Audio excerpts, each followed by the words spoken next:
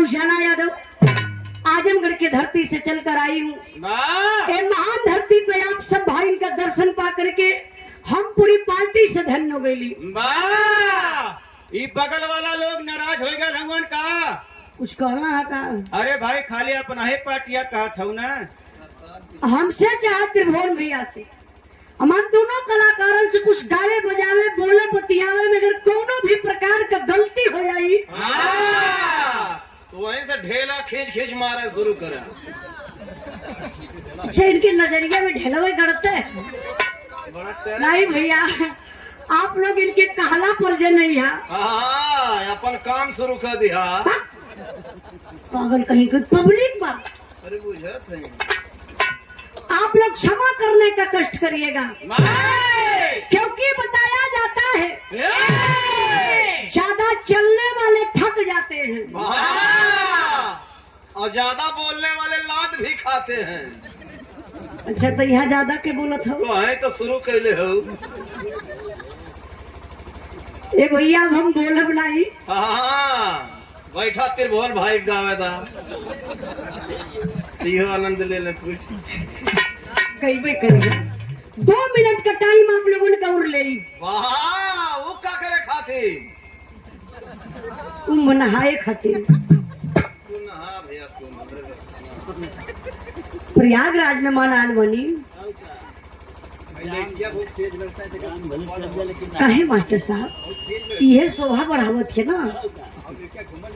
नहीं रहे तो ठीक है बढ़िया लगत हो। हाँ ये देखी जितना अंधेरा है उतना ठीक है। मास्टर साहब हम देखत बानी राहे दराहे लाइट के चक्कर में मत पड़ा। अच्छा वो हार ये तो क्या हार कहा था घुमाओ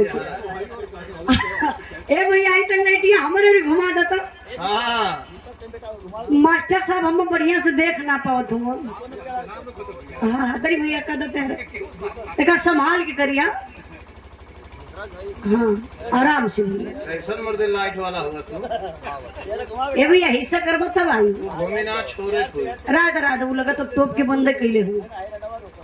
हाँ ऐसे करे कोई जेकर बानर वही से नाचे वो कहावत बा। लाइट वाला भैया हमारे मास्टर साहब सही कहा लाइटिया बाहर घूमल बना।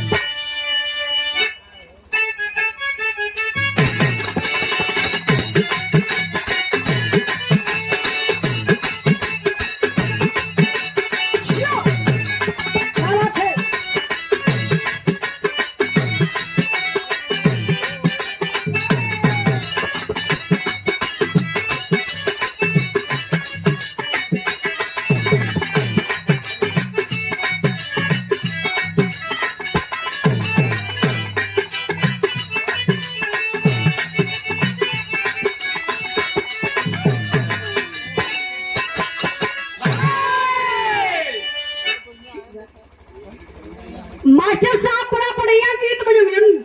कौन गीत बजाना मल्ली?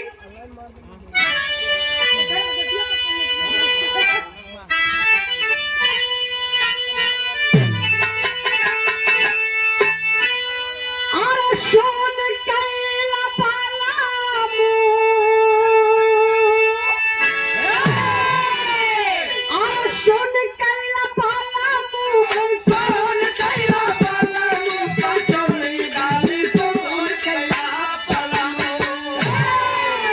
मिर्जापुर के चिल्ला दूल्हा जवान हो कचौड़ी गली सोन कल्ला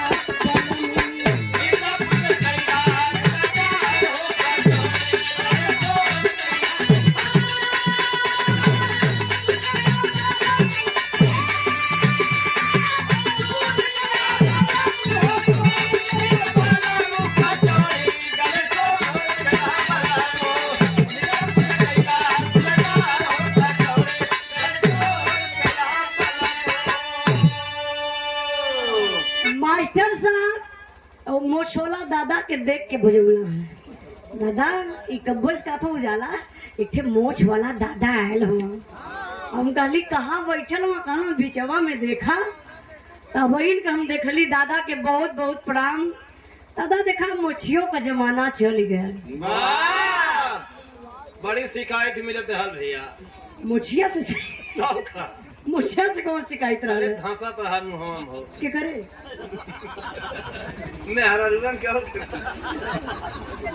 पागल कहीं का। वो दादा ना मोछ वाला हुआ। अच्छा भैया आपू बिना मोछ वाले मुछिया भारी कर।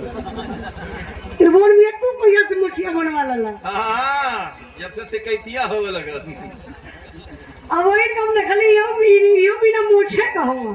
तब का लेकिन देखा दादा का मोछ है एकदम मोछ टाइट कैले हुआ गड़ासा कटिंग मोछ खत्म ऐसे भी लोग मोछ रखे लगे। हमारे मास्टर साहब बड़ा बढ़िया गीत बजौलन ए दादा के जमाने का। दादा ये कबो गीत पुराने ना हुई पहले का गाने रहा ऐसा लेकिन आज का गाना दादा जान तो कैसा ना हो रेडीमेड रेडीमेड। हाँ आयल चल गल जैसे रेडीमेड मिठाई हो गई रेडीमेड खाना हो गल रेडीमेड सब व्यवस्था हो गल वही तरीके से गाना भी हो गल। जा तारा परदेश बलमुआ घर में हमके छोड़ के तनी जाए से पहले खा ला। मुर्गा से रोटी बोर के मुर्गा से ना एक कक्का तब किथुआ से उठलानी से हाँ वो हमें बोरल नहीं जाला तब का कल जाला ओके चाटल जाला। हाँ लेग पीस मतीन देख लिया दादा इनके तनी इनके घरे कबो दाल बनबे ना करेले। तब का घरों भर लिपस्टिक काम चलावत हो। अच्छा वो दादा का लिपस्टिक जनी है। अरे भैया ये लोग के जमाने में मिसी चले हो। अच्छा दादा सही बात है मिसी चलत रहा तब का दादा मुड़ी लाओ तो वहाँ चलत रहा। अच्छा दादो के अपन जवानी याद आ गई हुई दादा रहा न रे समय और जमाना में चलत रहा मिसी ये जमाना में चलत था लिपस्टिक। तब का मिसी वाले जमाना में तिताहिन लगे हो। एक लाइन दादा लगा और गावे। अच्छा दादा लोगों का सोच के तनी बढ़िया रहे देखा ही दादा का लाइन बा का लाइन बा जवन मजा आम की चटनिया कौन सो बधनिया में नाही।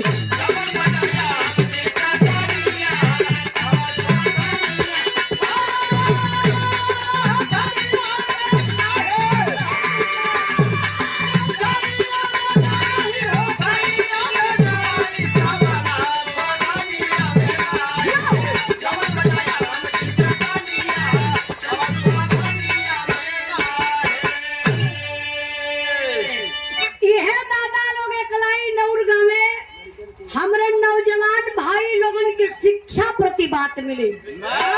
कहाँ जवन मजा वो मजा कहाँ मिली। आसाराम के मठ पे देखा वो नहीं का चेला बोलत हो आसाराम के मठ पे ओ मजा कहीं मंदिर कोनो गुरुद्वारा कोनो मस्जिद में ना मिली। ये गीत स्पष्ट बतावत बा कि मजा मिली कहाँ मास्टर साहब।